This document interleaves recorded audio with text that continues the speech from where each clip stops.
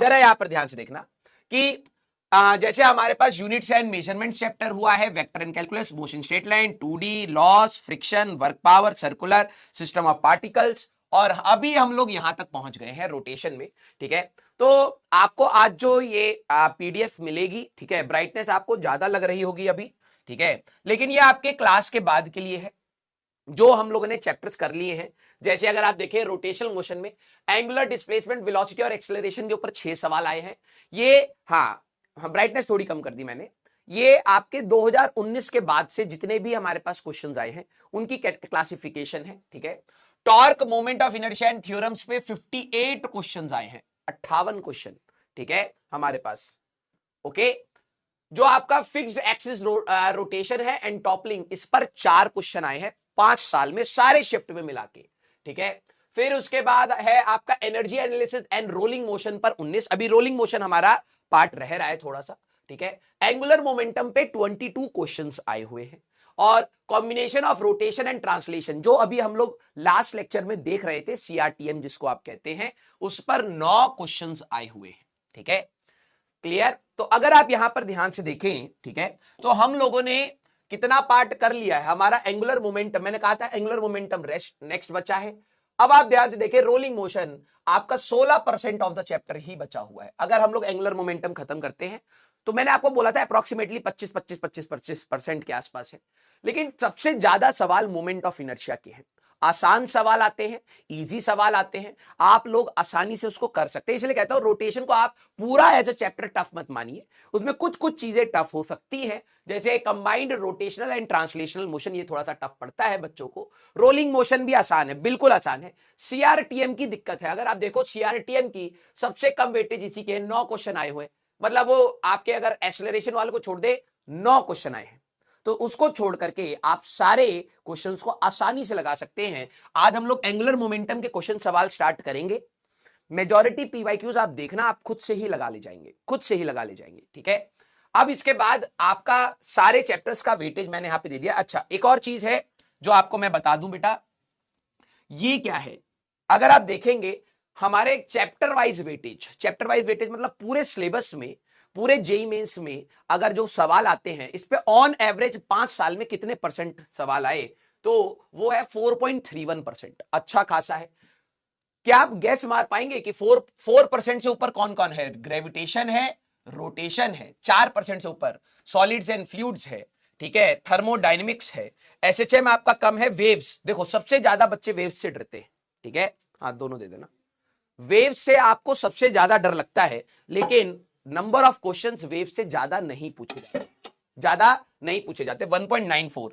Electric charges and field 3.18। ठीक है, फिर इसके बाद आपका आता है पोटेंशियल एंड कैपेसिटेंस वाला चैप्टर, इंपॉर्टेंट, कैपेसिटर इंपॉर्टेंट है। आप हाँ, आप देखें करंट इलेक्ट्रिसिटी का वेटेज सबसे ज्यादा है। ठीक है, सबसे ज्यादा वेटेज करंट इलेक्ट्रिसिटी का है। फिर 2.9 magnetism and matter 1.9%, electromagnetic induction 3%, AC 3%, EM waves 3%। ठीक है, आपका फिर आता है रे ऑप्टिक्स, अच्छा खासा वेटेज पकड़ के। वेव ऑप्टिक्स आपका कम है, देखो वेव यहां पे 2.3 मिला लो, और वो दोनों वेव्स को मिला के आपका मैं बोलूंगा कि 4 या 5% के पास पहुंच रहा है। ठीक है, ये है आपकी मॉडर्न फिजिक्स, ध्यान से सुनना बेटा। ठीक है, हाँ आ रहा हूं, ये है आपकी मॉडर्न फिजिक्स। अब मैं आप सभी लोगों को बोलूंगा, आपका जो केमिस्ट्री का सबसे बड़ा पार्ट ये है। देखो नंबर ऑफ लेक्चर्स इसमें बहुत छोटे छोटे, ज्यादा टॉपिक्स है नहीं। आपके केमिस्ट्री में भी फोटो इलेक्ट्रिक इफेक्ट पे क्वेश्चन आते हैं, यहां पे 51 क्वेश्चन फोटो इलेक्ट्रिक इफेक्ट पर आए हैं। डी ब्रॉगली वेवलेंथ पे 54 क्वेश्चन आए हैं। अगर आप इसके हिसाब से देखें तो ये दोनों ही टॉपिक, अब कई बच्चे कहते हैं सर रेडिएशन प्रेशर पे क्वेश्चन कराओ, रेडिएशन फोर्स पर क्वेश्चन कराओ, कराए जाते हैं। अगर आप देखें रेडिएशन प्रेशर पे सिर्फ एक ही सवाल आया है। तो अगर आप फर्स्ट अटेम्प्ट में अच्छा सिलेक्शन लेना चाहते हैं तो एटलीस्ट आपको यह बात पता होनी चाहिए कि किस टॉपिक से सबसे ज्यादा सवाल आ रहे हैं, उसकी आपकी प्रैक्टिस और उसकी आपकी थ्योरी बहुत अच्छे से आपके हाथ में होनी चाहिए।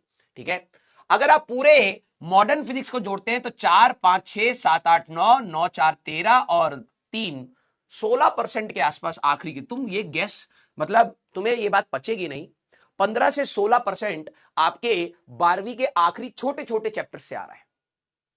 ड्यूअल नेचर आपने केमिस्ट्री में भी पढ़ा है, photo electric effect and de Broglie आपने केमिस्ट्री में भी पढ़ा है, यहां पर भी पढ़ते, सेम चीज है, कोई डिफरेंस नहीं है। एटम्स आप सभी लोगों ने फैजल सर ने आपको पढ़ाया है, वही अगर आप देखें atomic model and hydrogen atom 28 question आए हैं, hydrogen spectra Lyman Balmer Paschen Brackett Pfund 34 question आपको ये मिल जाएगा। Atomic collision 4 question, X rays अब जो बिल्कुल अलग है उस पर 2 क्वेश्चन। अब बच्चों की एनर्जी क्या लगती है सर, लाइमन बाल्मर पाशन तो हमें आता है, X-ray sir, X-ray sir, X-ray 2 ही क्वेश्चन है, ठीक है। करेंगे हम सारे टॉपिक्स करेंगे, लेकिन जब आपको बताया जाता है तो टीचर भी इन सारी चीजों पर फोकस रखता है, number of question and weightage के हिसाब से टीचर भी पढ़ाता है, ठीक है। जरा इसके बाद देखना न्यूक्लियाई, अगर आप लोगों ने, ठीक है, अगर आप लोगों ने अपना फर्स्ट ऑर्डर काइनेटिक्स की इक्वेशन करी है तो न्यूक्लियाई बिल्कुल टफ नहीं है, ठीक है। तो आपका न्यूक्लियर 3.14% है, प्रॉपर्टीज ऑफ न्यूक्लियर इन सब पे जो क्वेश्चन है हमारे पास, रेडियो एक्टिव डीके पे सबसे ज्यादा क्वेश्चंस है, ठीक है। Nuclear effect and binding energy पे फिर कम है, और स्टार्टिंग में प्रॉपर्टीज ऑफ न्यूक्लियस के ऊपर भी छोटे मोटे क्वेश्चन 8 क्वेश्चन आए हुए हैं। सेमीकंडक्टर में लॉजिक गेट्स पे भी 38 क्वेश्चंस, ट्रांजिस्टर पे 28 क्वेश्चन, और पीएन जंक्शन डायोड पर 64 क्वेश्चन। जो स्टार्टिंग वाला पार्ट है, forward bias, reverse bias, solar cell, LED, ये सारी चीजें, ट्रांजिस्टर हमारे पास, वो आपका रेक्टिफायर, इन सब पे सबसे ज्यादा सवाल है 64। फिर इसके बाद 38 लॉजिक गेट्स के ऊपर है। जो आपको सबसे ज्यादा तंग करता है दैट इज ट्रांजिस्टर, ठीक है, उस पे सबसे कम सवाल है 28। 5 साल की बात हो रही है, 5 साल में 28 सवाल बड़ी अमाउंट नहीं है, ठीक है, क्योंकि इतने सारे शिफ्ट हो रहे हैं।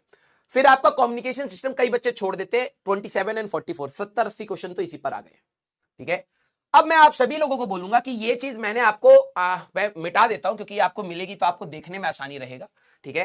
तो ये आपके सारे चैप्टर्स का वेटेज है बेटा, इसी से अगर आप वेटेज निकालेंगे तो 12th का भी अप्रोक्सीमेटली 50% के आसपास जाता है, 11th का भी 50% का आपका सिलेबस होता है, 50-50% दोनों का ऑन एवरेज आ ही जाता है। मैंने यहां पर फिजिक्स का लगा दिया है, ठीक है, ये आपका फिजिक्स का है, क्योंकि पता नहीं मैथ्स वाले सर और केमिस्ट्री वाले सर के पास ये आया है या नहीं है। ये आपका मैथ्स का है, ठीक है, हाँ, ये आपका मैथ्स का है। क्वाड्रेटिक इक्वेशन के कौन कौन से टॉपिक से कौन कौन से क्वेश्चन है, sequence and series, complex number, permutation combination, binomial, ये आपका मैथ्स का पूरा है। आप मैथ्स को भी एक बार थोड़ा सा टॉपिक वाइज देख लीजिएगा, ठीक है।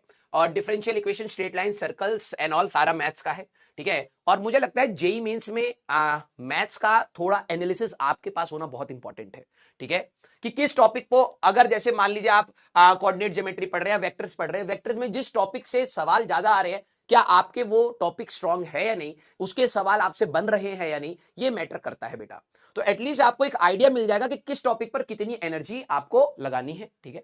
और यहां पर है आपका केमिस्ट्री का सारा, सेम बेसिक्स केमिस्ट्री है, structure of atom, states of matter, ये पूरे केमिस्ट्री के आपके टॉपिक वाइज कितने कितने क्वेश्चन आए हैं, कितना वेटेज बन रहा है, ये इंडिविजुअल एक चैप्टर में कितना वेटेज है, ये ओवरऑल सिलेबस में कितना वेटेज